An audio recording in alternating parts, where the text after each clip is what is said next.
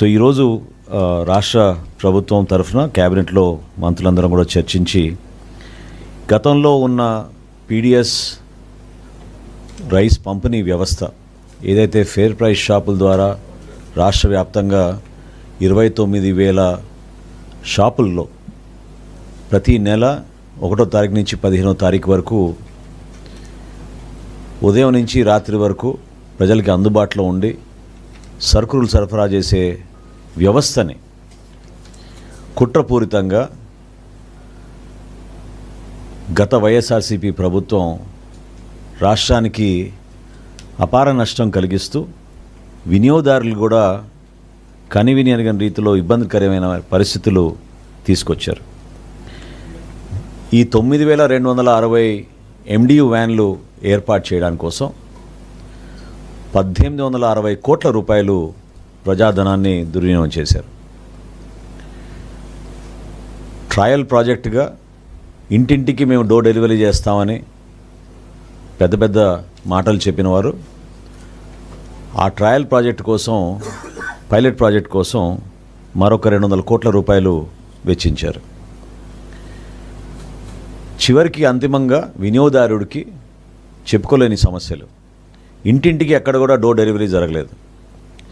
ప్రతి వీధికి వచ్చి అది కూడా ఆ ఆపరేటర్కి ఏ విధంగా అనుకూలంగా ఉందో ఆ సమయానికే వచ్చి ఉన్నంతసేపు ఉండి వెళ్ళిపోయే పరిస్థితి ప్రతి ఒక్కరం కూడా మనం చూస్తూనే ఉన్నాం. మనకి ప్రజల్లో తిరుగుతున్నప్పుడు ఈ సమస్యలపైన వాళ్ళు ఎంతో ఆందోళన చెందుతూ మన దృష్టికి తీసుకొచ్చారు.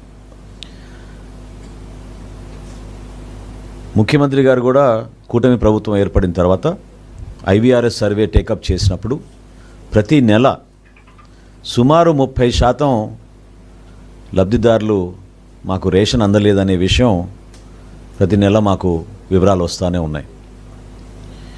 ఈ నేపథ్యంలో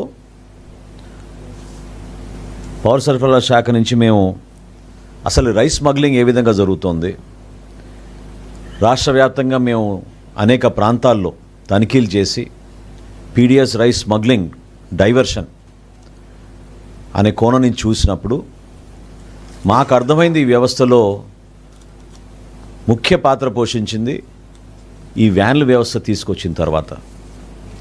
అంటే జవాబుదారితనం లేదు, ఒక స్పష్టత లేదు, సరుకులు తీసుకునేటి ఎవరెట్ వెళ్ళిపోతున్నారో ఎవరికి తెలియని పరిస్థితి. అకౌంటబిలిటీ అనేది గతంలో ఫేర్ ప్రైస్ షాప్స్లో చాలా స్పష్టంగా ఉండేది. డైవర్షన్ జరిగినప్పుడు డిసిప్లిన్ యాక్షన్ తీసుకోవాలంటే ఫేర్ ప్రైస్ షాప్స్ ఉన్నప్పుడు ఇమ్మీడియట్గా డిసిప్లిన్ యాక్షన్ తీసుకుని స్థానికంగా ఉన్న ఒక రెవెన్యూ సిబ్బందికి ఆ బాధ్యతలు అప్పచెప్పేవాళ్ళం. ఇప్పుడు ఈ వ్యాన్ ఆపరేటర్లు వచ్చిన తర్వాత దాదాపు 288 కేసులు బుక్ చేశాం. వందల సంఖ్యలో క్రిమినల్ కేసెస్ ఉన్నాయి వీళ్ళపైన. వీరిని నియంత్రించే పరిస్థితి లేదు. పూర్తిగా వీళ్ళు ఆ సిండికేట్లో భాగస్వాములై రైస్ స్మగ్లింగ్ అనేది చాలా భారీ ఎత్తున ఆంధ్రప్రదేశ్లో ఒక వ్యవస్థను ఏర్పాటు చేసుకుని ఆ వ్యవస్థకి పూర్తి స్థాయిలో గతంలో ఏర్పాటు చేయడమే కాదు, ఒక గ్రీన్ ఛానల్ ఏర్పాటు చేసి రైస్ డైవర్షన్ అనేది చాలా లోతుగా వెళ్ళిపోయిన ప్రక్రియ. ఈ 29,000 ఫేర్ ప్రైస్ షాప్స్కి బదులు 9,260 MDU వ్యాన్లు ఏర్పాటు చేస్తే చాలా ప్రాంతాల్లో అసలు మేము ఈ రోజుకి కూడా అందించలేకపోతున్నాం. ఆశ్చర్యం ఏంటంటే 3వ రోజు కల్లా 93% రేషన్ మేము సప్లై చేసామని చెప్పి రిపోర్ట్లు పంపిస్తారు. సాధ్యం కాని పని. కానీ కేవలం డైవర్షన్ కోసం ఉపయోగించుకుంటూ దొంగ లెక్కలు చూపించి వీళ్ళు చేసిన అరాచకం మామూలు విషయం కాదు. దీనికి గతంలో 90% కార్పొరేషన్ల ద్వారా 10% లబ్ధిదారుల తరఫున ఆ రోజున ఐడెంటిఫై చేసి 10% బెనిఫిషరీ కడితే ఈ వ్యాన్ నిర్వహణ వాళ్ళకి అప్పచెప్పి దాదాపు నెలకి 27,000 రూపాయలు కార్పొరేషన్ నుంచి మేము వీళ్ళకి చెల్లిస్తూ వస్తున్నాం. ఈ వేకెన్సీస్ కూడా సుమారు 570 వ్యాన్లు ఈ రోజుకి కూడా మాకు దాని గురించి పూర్తి సమాచారం లేదు. ఎవరైతే పాపం ఎదురు చూస్తున్నారో రేషన్ వాళ్ళకి ఆ సమయానికి అందదు. ఇంకా ఆశ్చర్యకరమైన విషయం ఏంటంటే చాలామంది పాపం పనులకు వెళ్ళే వాళ్ళు కూడా పనులు మానేసుకుని ఫలానా రోజు వ్యాన్ వస్తుందని వాళ్ళు ఎదురు చూసుకుంటూ ఇబ్బంది పడే పరిస్థితులు చాలా క్లియర్గా అనేక సందర్భాల్లో మా దృష్టికి వచ్చినాయి. అంటే 3 ఫేర్ ప్రైస్ షాపులకి అనుగుణంగా ఒక వ్యాన్ని ఏర్పాటు చేశారు. తద్వారా డైవర్షన్ చాలా భారీ ఎత్తున జరిగింది. ఇది అనేక కోణాల నుంచి మేము దర్యాప్తు చేసి మాకు వచ్చిన రిపోర్ట్స్ మేరకు, అదేవిధంగా ఈరోజున ఆర్థిక వ్యవస్థ అంటే ఇంకా మేము ఇంకొక 385 కోట్ల రూపాయలు వెచ్చించాల్సి వస్తుంది వీళ్ళ కాలం మొత్తం పూర్తి చేసుకుంటే. అయినా ఏమీ ఉపయోగం లేదు. వినియోగదారులకు ఏ విధమైన అడిషనల్ సర్వీస్ ఇవ్వలేకపోతున్నాం. ఫేర్ ప్రైస్ షాప్ అయితే 1వ తారీఖు నుంచి 15వ తారీఖు వరకు ఉదయం నుంచి రాత్రి వరకు ఓపెన్ ఉండి వినియోగదారుడు ఎప్పుడైనా వెళ్ళి ఆ షాప్కి వెళ్ళి తెచ్చుకోవచ్చు. ఒకవేళ ఆ 2-3 రోజులు వెళ్ళలేకపోయినా ఖచ్చితంగా 15 రోజుల లోపే వెళ్ళగలిగేవాళ్ళు. అసలు ఎంత దురుద్దేశంతో ఈ స్కీమ్ని ప్లాన్ చేశారంటే, ఎక్కడైనా మనం చూసాం ఒక వ్యాన్ కొని కేవలం 15 రోజులకే దాన్ని వినియోగించేటట్టు డిజైన్ చేశారు. నెలలో 15 రోజులు ఖాళీగా ఉండేటట్టు. ఖాళీగా ఉన్నా సరే ఆ డ్రైవర్కి ఆ ఖర్చులకి కార్పొరేషన్ నుంచి భరించేటట్టు ఈ నిర్ణయం తీసుకోవడం అనేది చాలా ఆశ్చర్యకరమైన విషయం.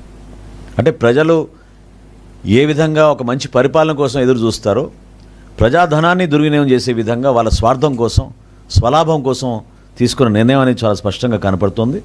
ఈరోజు క్యాబినెట్లో మేము తీసుకున్న డెసిషన్ జూన్ 1వ తారీఖు నుంచి ఫేర్ ప్రైస్ షాపుల ద్వారానే పీడిఎస్ రైస్ లబ్ధిదారులందరికీ కూడా చేరవేసే విధంగా ఒక నిర్ణయం తీసుకున్నాం. దీంతో పాటు 65 సంవత్సరాల కన్నా ఎక్కువగా ఉన్న వయసులో ఉన్న వృద్ధులకు, అదేవిధంగా దివ్యాంగులకు డోర్ డెలివరీ జరిగేటట్టు ఈరోజు ఒక నిర్ణయం తీసుకున్నాం. ఈ ఫేర్ ప్రైస్ షాప్స్లో కూడా మేము కొత్త యాప్ డిజైన్ చేసాం. రేషన్ చాలా పక్కాగా మేము మానిటర్ చేసుకునే విధంగా నెక్స్ట్ ఫేజ్లో మేము ప్రతి షాప్లో కూడా సీసీ కెమెరాలు కూడా ఏర్పాటు చేసి వాళ్ళ సర్వీసెస్ని మేము పెంచే విధంగా కేంద్ర ప్రభుత్వంతో చర్చించిన తర్వాత ప్రాథమిక అనుమతులు వచ్చినాయి మాకు. ఈ ఫేర్ ప్రైస్ షాప్స్ని చిన్న కిరాణా షాపులుగా వాళ్ళు కూడా వ్యాపారం చేసుకునే విధంగా గిరిజన ప్రోడక్ట్స్ కానివ్వండి, కేంద్ర ప్రభుత్వం అందించే ఈ భారత్ ప్రోడక్ట్స్ని ఈ షాపుల ద్వారా మేము వినియోగదారులకి తక్కువ రేటుకు తీసుకొచ్చే విధంగా ఒక నిర్ణయం తీసుకున్నాం.